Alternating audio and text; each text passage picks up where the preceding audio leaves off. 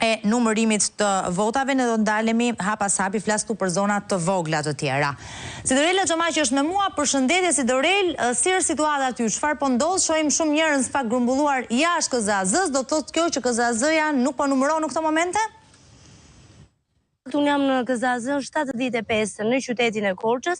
Momentalisht pritet nga momenti në moment që të rifilloj puna, pasi ky grup rreth orës 7 mëngjesit ka marrë pushim, jo vetëm KZAZ 75, por edhe KZAZ 74 në qytetin e Korçës. Kujtojmë këtu që qyteti i Korçës ka 2 KZAZ, përkatësisht 74 dhe 75, 74 në të cilën janë të gjitha kutit e gjithë zonës rurale të qytetit të Korçës dhe 75 e cila përfshin të gjithë qytetin, po ashtu edhe lagjet e saj. Ndërsa procesi ka ndalur dhe po pushojnë edhe komisionerët pikërisht në Pogradec.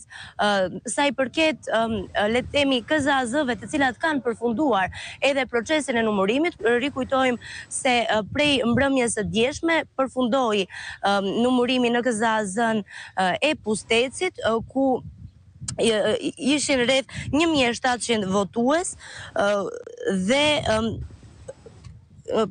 PS ka pasur 1052 vota dhe 460 vota ka marrë PD-ja, ndërsa në Kolonjë kemi pasur Partinë Socialiste me 3733 dhe Partinë Demokratike me 1664. Në fakt jemi në përfundim të procesit të numërimit në Devoll.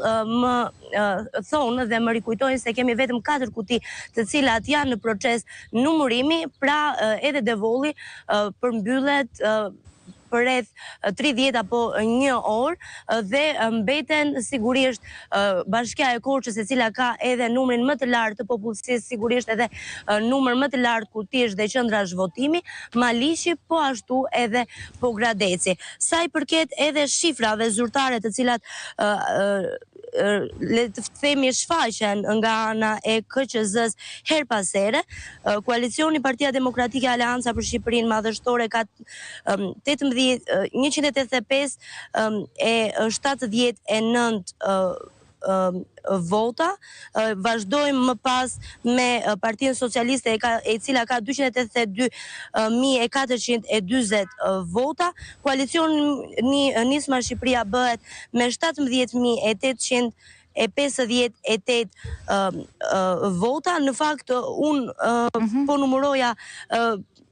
po numëroja pjesën e gjithë Shqipërisë. Zakonisht e kemi dhe të vështirë ne gazetarë, duke qenë se sistemi her pas here bllokohet. Po, këto janë vota totale përsa e përket së gjendit, asaj çfarë raportohet deri tani. Jo, nuk është vështirësia juaj kjo, në fakt, Sidorela, është vështirësia e Komisionit Qendror të Zgjedhjeve, të cilin e kemi, faqen e të cilit e kemi jashtë funksionit. KZAZ-t normalisht janë pushim, të dhënat shumë e vështirë, është praktikisht e pamundur përditësohen tani. Për shembull, nëse unë do të kërkoja një përditësim të dhënave për qarkun e Korçës, jam e sigurt që ti në këto momente nuk ma jep dot. Është shumë e vështirë, Armela. Ne përpiqemi, duke qenë në terren, të kemi një komunikim me komisionerët, me vëzhguesit, apo edhe me anëtarët të cilët vijojnë numërimin në qendrat e numërimit në të gjitha KZAZ-t. Drejtuesit e KZAZ-ve nuk japin dot një shifër as ata, apo jo? Drejtuesit e KZAZ-ve them, pakën sa është arritur deri tani. E kanë të vështirë. Në fakt, Armela, duke qenë se përpos gjithçka kanë qenë pjesë e votimit, e numërimit dhe ndjejnë një lodhje, ndërkaq ne kërkojmë her pas here informacione për ta transmetuar edhe në media.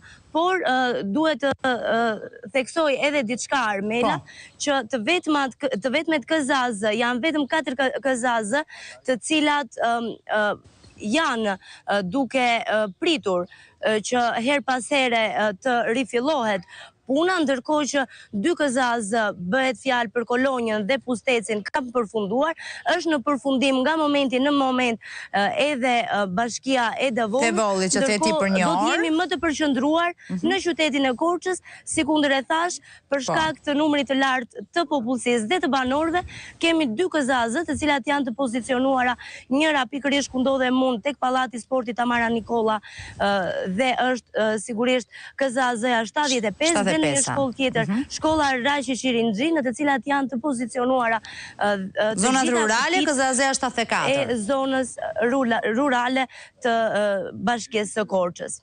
E qartë.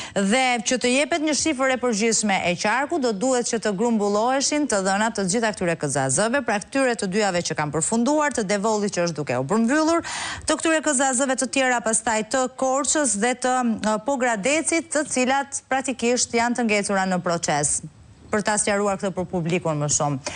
Mirë, si Dorela, problematika nuk është se ka pasur, apo jo, gjatë orëve të para të mëngjesit, nuk e di bllokime të arsyeve të ndryshme, përveç këtij pushimi të gjatë, duhet thënë, nga ana e numëruesve.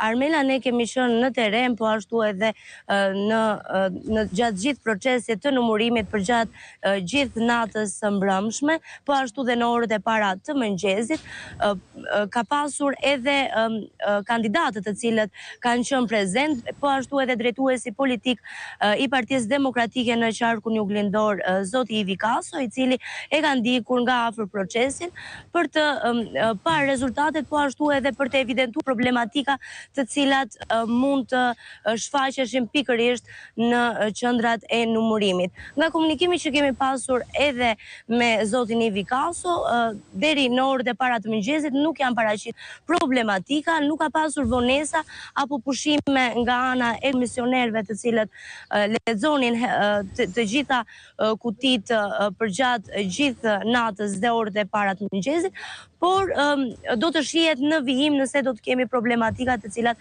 mund të cënojnë edhe procesin e numërimit. Deri në momentin që flasim, gjithçka ka shkuar mirë me përjashtim të pushimeve të KZAZ-ve. Pra ta kuptoj pak, edhe pyetja e fundit kjo. Për shkak të lodhjes. Po, ta kuptoj pak, në KZAZ të cilat do duhet vijojnë procesi i numërimit, ka përfunduar sa përqind, po themi ne, e numërimit? Pra, jemi ende në shifra të vogla, në krahasim me ato çfarë do duhet përmbyllet në total?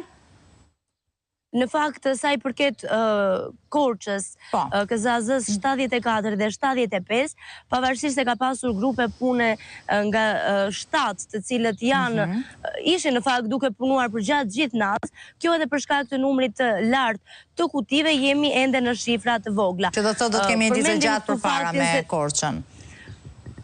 Po, Armela, duke qenë se Pusteci dhe Kolonja kanë pasur edhe numrin më të vogël të kutive dhe të banorëve, ka qenë më e lehtë nga ana e komisionerëve për ta përfunduar, por duket se me ritme të shpejta po përfundon edhe Devolli. Unë para lidhjes me ju pata një komunikim dhe Po ka një shkëputje me kolegen si Dorela Xhamaqi, rikthehemi për të bërë një përmbyllje tani, sepse është duke ndalur vetëm tek elementi i fundit se sa mund zgjasë procesi. Po më thoje që përpara se të nisnim raportimin ton së bashku, ishe duke komunikuar për sa i përket KZAZ-s që lidhet me votat e Devollit. Po, Armela, dhe më komunikuan se nga momenti në moment do të kemi një rezultat përmbyllës sa i përket edhe bashkisë së Devollit. Dhe më pas, nuk do të ndalemi vetëm këtu, Armela, pasi pas numërimit të subjekteve politike, do të kemi dhe numërimin e të gjithë kandidatëve të cilët janë votuar nga ana. A është një proces tjetër që do zgjasë. E qartë, se këtë doja të kuptoja si Dorela, nëse do t'ishte një ditë se e gjatë edhe për Korçën kjo, se po dua që të bëj një, le të themi, një lloj vëzhgimi dhe një lloj raportimi të se sa do zgjas procesit, përpiqemi ta kuptojmë vetë në kushtet kur nuk e kemi Komisionin Qendror të Zgjedhjeve që të na e sqaroj këtë përmes shifrave kështu me radhë. Shumë faleminderit, shumë kënaqësi për këtë raportim.